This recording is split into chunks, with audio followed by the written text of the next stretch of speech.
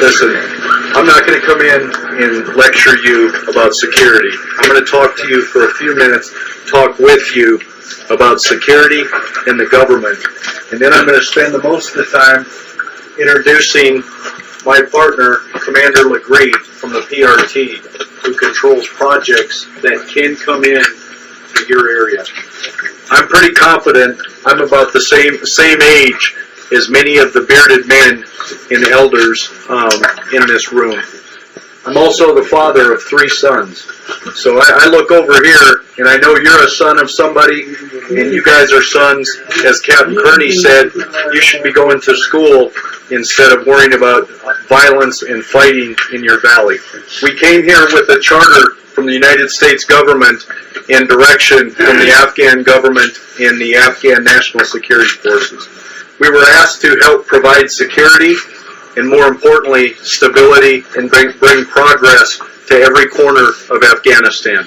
Somehow miscreants have convinced some of your population that we want to come here and challenge Islam, desecrate mosques, and oppress Afghan people. All of those are lies. Our country supports all religions. That's why we help refurbish mosques and help bring schools to people of Afghanistan. The soldiers that I have in here, Captain Kearney, Lieutenant Piosa, Lieutenant Mode, and some of the other sergeants that I have in here are the best soldiers. I challenge you elders to put them to work. Put them to work building your country, fixing your valley. That's what they're supposed to do. That's what I want them to do. But they can't do that until you help us with security. The ACM that comes in and gives you $5 to carry this stuff around the mountains and tells you that you're doing a jihad and go fight the Americans is doing nothing for you except making you a slave for $5 as he hides on a mountain, because he won't fight my soldiers. These foreigners, they don't fight my soldiers. They hide on a mountain, in a cave, under a rock, and talk on a radio and pay your sons a small amount of money to go ahead and shoot at my soldiers, and my soldiers end up killing your sons. But this is the deal we'll make. Everybody needs a job, and we're going to try to bring progress here in some jobs. And Captain Kearney will talk to the sheriff on Friday about some job projects. I'm Captain Kearney. I'm the U.S. commander for the Korengal. Haji Khan and I have a pretty good relationship. He comes up to the Shura every Friday, and I talk with all the elders of the Korengal, except there's rarely anybody there from the village of Yakachina.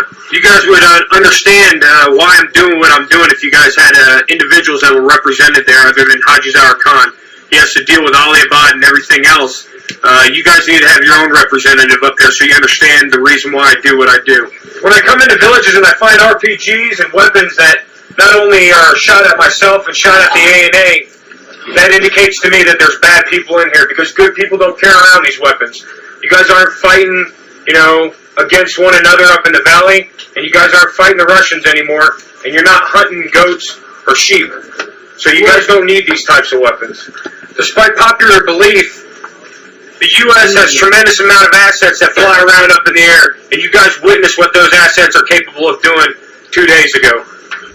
Based on them flying around, and individuals in the northern Korengal telling me that you guys have individuals in Yakachina that want to cause harm to U.S. forces and ANA forces and are against the government, I came down into Yakachina to push them out and to kill them. Well, I was hoping I could walk into Aliabad like I do when I go and talk to Haji Khan and not get shot at and not find any weapons. I come in your village and I find RPGs. I could give this RPG to any one of these younger kids, and they probably know how to shoot this, and they probably don't even know how to read. You guys have insurgents, or you have miscreants, or you have enemy guys that are in here, and they're going to cause you guys to be hurt because of it if you don't help me out. I've talked with Haji Khan many a times about shooting into villages and making sure that I'm not injuring civilians. And Haji Khan has given me permission to engage inside villages when I know that there's enemy there and when they're shooting at me. Now, based on intelligence from other individuals in the Korengal Valley, and based on all the assets that I have flying up above, all the airplanes, all the helicopters, and all the satellites, I was able to pinpoint up to like 50 ACM, 50 insurgents that were in and around your village.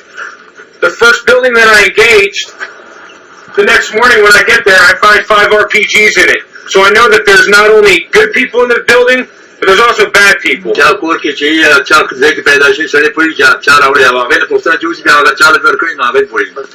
He's gone. You know whose house that is. I don't know whose house that is. And like you and Haji Mirabzel always tell me, if there's bad people in their brother house, why don't you guys do that to this guy, man? And then push him out of the village.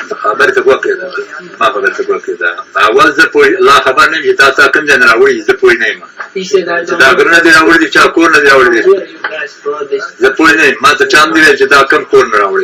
I understand that, and I know that you guys are willing to help. But here's where I need to help then, is I link you up with Lieutenant Piosa, and he takes you to the house where they found it at. Do you understand what I need, okay? I need help. The situation has gotten better in Alibad. The situation has gotten better in Babiol. I don't want to have to do the same things that it took to get Alibad and Babiol better in Yakachina.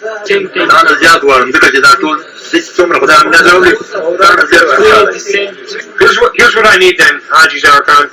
I need you to bring individuals from Yakachina other than yourself to the security sheriff so that we can work together to fix this.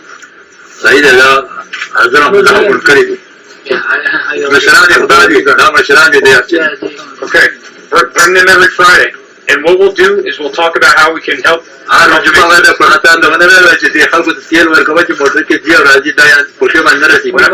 get the Diska, I'll give you fuel for every single Friday for as long as I'm here. He says, I swear that